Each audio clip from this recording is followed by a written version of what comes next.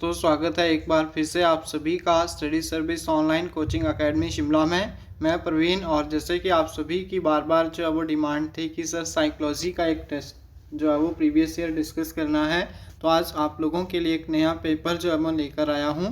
तो जल्दी से आप लोग भी आ जाइए और पूरा पेपर आज हम जो है वो सॉल्व करने वाले हैं। तो क्वेश्चन नंबर 1 है आप सभी की स्क्रीन पे, सृजनात्मक में मुख्य रूप से समाहित है।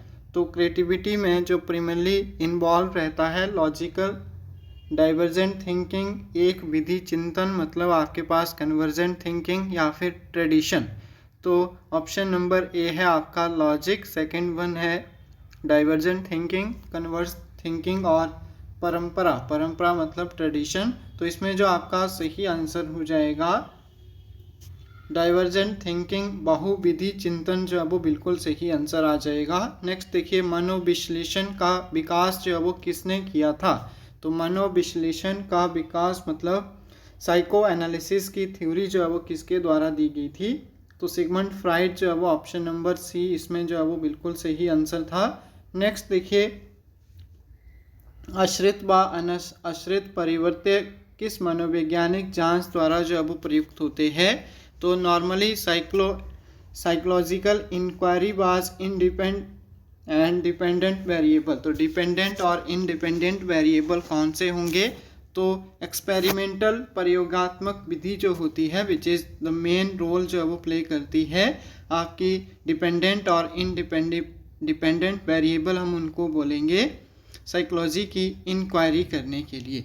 नेक्स्ट देखिए, मोस्लो के अनुसार मानव आवश्यकता के उपक्रम में सबसे ऊंचा स्थान किसका था। तो अगर हम बात करें मोस्लो के पिरामिड की, तो उसमें जो सबसे इम्पॉर्टेंट रोल उन्होंने दिया था which is related to need for self actualization.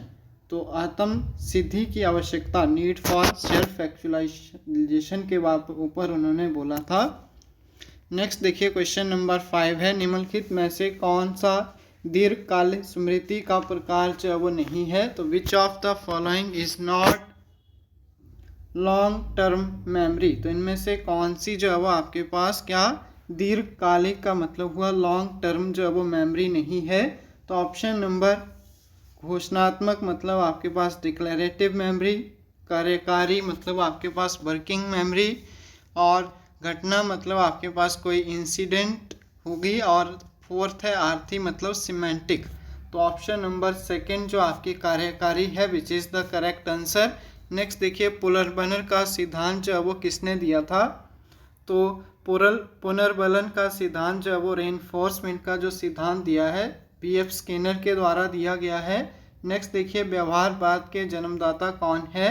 तो JB वॉटसन आपका जो है वो बिल्कुल सही आंसर था। नेक्स्ट देखिए, व्यक्तित्व पर्सनैलिटी का द्विखंडीय सिद्धांत जो है वो किसके द्वारा दिया गया था। तो पर्सनैलिटी का जो 2 फैक्टर थ्योरी दी गई थी which is given by Spearman, option number D. Next question देखिए, डिस्ग्राफिया एक ऐसा अधिगम है जो कि आपके पास लर्निंग डिसेबिलिटी है विच डिफेक्ट। तो किसको जो है वो डिस्ग्राफिया डिफेक्ट करता है। तो ये हम बार बार जो है वो पढ़ चुके हैं, राइटिंग एबिलिटीज़ को जो है वो इफेक्ट करता है। नेक्स्ट देखिए, बुद्धि लब्धि शब्द का सर्वप्रथम योग जो है वो प्रयोग किसके द्वारा किया गया था। तो बुद्धि लब्धि का जो सबसे पहले प्रयोग किया गया था टर्मन के द्वारा जो है वो किया गया था IQ का। तो आई होप इतना आप सभी को क्लियर हो रहा होगा। नेक्स्ट देखिए, आधुनिक मनोविज्ञान के जन्मदाता कौन है। तो फादर ऑफ मॉडर्न साइकोलॉजी किसको माना जाता है, William Wundt, option number C आपका जो है वो बिल्कुल सही आंसर है। नेक्स्ट देखिए, निम्नलिखित में से कौन प्रयोगात्मक विधि का सर्वाधिक आवश्यक अवयव है। तो निम्नलिखित में से कौन सा मोस्ट एसेंशियल कंपोनेंट आ जाता है आपकी एक्सपेरिमेंटल मेथड का। तो एक्सपेरिमेंट मेथड का जो आपके पास मोस्ट इम्पॉर्टेंट कंपोनेंट आता है, इसमें ऑब्जर्वेशन दे रखा है, विषय मतलब आपके पास सब्जेक्ट मैचिंग है, नियंत्रित परिस्थितियां मतलब आपके पास सिचुएशन को कंट्रोल, और फोर्थ था आपके पास व्यवहार का अध्ययन। तो हम जब बोलेंगे कि एक्सपेरिमेंट विधि के लिए आपका कंट्रोल करने की जो आपके पास कंडीशन है वो इम्पॉर्टेंट जो है वो आ जाएगा तो इस क्वेश्चन के लिए आपके पास नियंत्रित परिस्थिति जो है वो एक प्रॉपर जो है वो आंसर आ जाएगा। नेक्स्ट देखिए, इसके बाद अगला क्वेश्चन है, निम्नलिखित में से कौन सी आयु के समूह जो है वो इसमें परवर्ती बाल्य अवस्था की श्रेणी में आते हैं, लेटर चाइल्डहुड की श्रेणी में आते हैं। परवर्ती बाल्य अवस्था का मतलब है लेटर चाइल्डहुड। तो लेटर चाइल्डहुड का जो आपके पास टाइम पीरियड रहता है 6 to 11। नेक्स्ट देखिए, प्रचलित योजनाओं में कौन सी जानकारी जो है वो नई जानकारी से जोड़ने की जो आपके पास स्थिति बनती है उसको जो है वो किस नाम से जाना जाता है। तो इक्विलिब्रियम है फर्स्ट ऑप्शन। सेकंड आपके पास असाइमिलेशन, ऑर्गेनाइजेशन और संगठन। तो second one is your right answer. Assimilation जो पहले का ज्ञान हो उसको नई जानकारी के साथ जुड़ना उसको बोलते हैं आत्मसातकरण। नेक्स्ट देखिए क्वेश्चन नंबर, पेवलोव के अनुसंधान सिद्धांत में अनुबंधित उद्दीपक है। तो पेवलोव की जो आपके पास कंडीशन स्टिमुलस था वो क्या था उनकी थ्योरी के अनुसार, तो जो आपके पास कंडीशनल स्टिमुलस था विच इज़ फूड। बेल जो थी वो कंडीशन पे थी, बेल जो है वो आपकी आ जाएगी कंडीशनिंग। नेक्स्ट देखिए, गेस्टाल्ट का अर्थ जो है वो क्या है। तो गेस्टाल्ट का अर्थ है समग्र रूप से, इसका मतलब as a whole, as a change, as a machine या फिर एज ए बिहेव। तो हम बोलेंगे कि गेस्टाल्ट का जो अर्थ है which is as a whole. Option number first आपका जो इसमें सही था। नेक्स्ट देखिए, भाषा चिंतन पर आधारित होती है, ये किसने कहा था। तो ये किसका जो है वो थॉट था कि जो आपकी लैंग्वेज है which is based on thinking, तो ये बोला था आपके पियाजे। ऑप्शन नंबर सेकंड जो है वो सही है। नेक्स्ट देखिए, स्वयं को दूसरों की अनुभूतियों एवं भावों को देखने, समझने व उनमें विभेदन करने की योग्यता को क्या कहते हैं। तो the capability to understand and discriminate the feelings and emotion of one self और अदर इज कॉल्ड, तो उसको बोला जाता है इमोशनल इंटेलिजेंस। संवेगिक बुद्धि जो है वो बोला जाएगा इमोशनल इंटेलिजेंस। नेक्स्ट देखिए, PF16 PF प्रयोग डैश के मापन के लिए यूज होता है। तो ये होता है पर्सनैलिटी। ऑप्शन नंबर सी व्यक्तित्व को मापने का एक स्केल है। नेक्स्ट क्वेश्चन नंबर 20 आता है, चालक सिद्धांत किससे संबंधित है। तो ड्राइव थ्योरी जो है वो आपकी किससे संबंधित है, लर्निंग से, इंटेलिजेंस से, मोटिवेशन से या फिर पर्सनैलिटी से। तो आपकी जो ड्राइव थ्योरी है which is related with motivation. Option number C. Next देखिए, टैट का निर्माण जो है वो किसने किया था, प्रासंगिक अंतर्बोध का परीक्षण, द थीमेटिक अप्रिसिएशन टेस्ट जो दिया था Morgan and more and Morgan के द्वारा जो है वो दिया गया था। Option number D.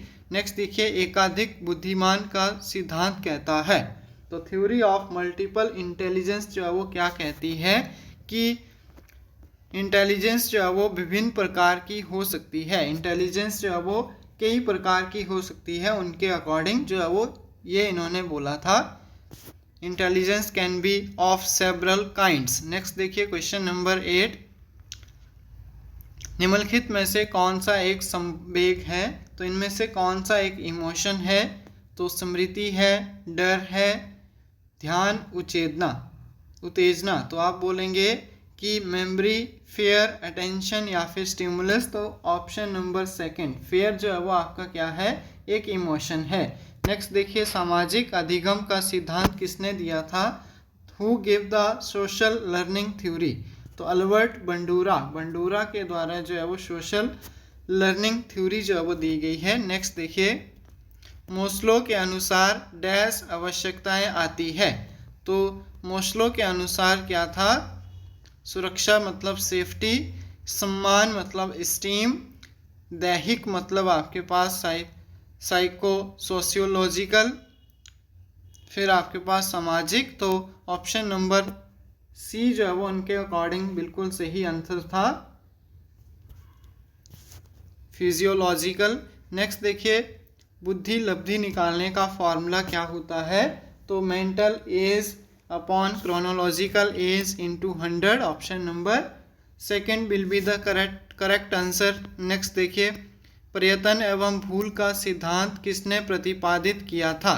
तो ट्रायल एंड एरर में बहुत बार बता चुका हूँ, थॉर्नडाइक के द्वारा जो वो दिया गया था। ऑप्शन नंबर डी आपका सही आंसर था। इसके बाद नेक्स्ट क्वेश्चन देखिए, बालक की अनुबंधिता उद्दीपक के समान अन्य उद्दीपकों के प्रति अनुक्रिया की प्रवृत्ति, मतलब आपके पास क्या बोलता है कि child tendency to response to stimulus that the similar condition stimulus is. तो मतलब बालक का जो आपके पास उद्दीपक को समान अन्य उद्दीपक के प्रति अनुक्रिया करना, एक आपके पास जनरलाइजेशन सामान्यकरण जो अब हम बोलेंगे जनरलाइजेशन, इसका सही था। नेक्स्ट देखिए, क्वेश्चन नंबर 29 है, एक मानसिक संरचना जो सामाजिक तथा अन्य संज्ञान को निर्देशित करती है। तो इनमें से आपने जो बताना है, mental structure that guide social and other cognition, तो वो क्या है? स्कीमा। ऑप्शन नंबर सी आपका जो है वो बिल्कुल सही आंसर था। नेक्स्ट क्वेश्चन देखिए, पहले प्राप्त होने वाली सूचना का प्रबलन भूमिका क्या कहलाती है? तो पहले प्राप्त होने वाली सूचना जो है वो हमें प्राइमरी इफेक्ट जो है वो रिप्रेजेंट करते थे। तो आज के टॉप 30 क्वेश्चन जो है वो इस तरह से थे। आई होप आप सभी ने सेशन को जो है वो एंजॉय किया होगा और चीज़ें जो है वो आपको क्लियर हुई होगी। तो इसी तरह से जो है वो बने रहें, और साथ में जो स्टूडेंट फर्स्ट टाइम चैनल को विजिट कर रहे हैं, चैनल को सब्सक्राइब कर लें, बेल आइकन को प्रेस कर लें और आने वाली वीडियो के लिए जो है वो नोटिफिकेशन बेल जो है वो ऑन कर लें। Thank you so much. इसी तरह से हम मिलते रहेंगे। Good night to all.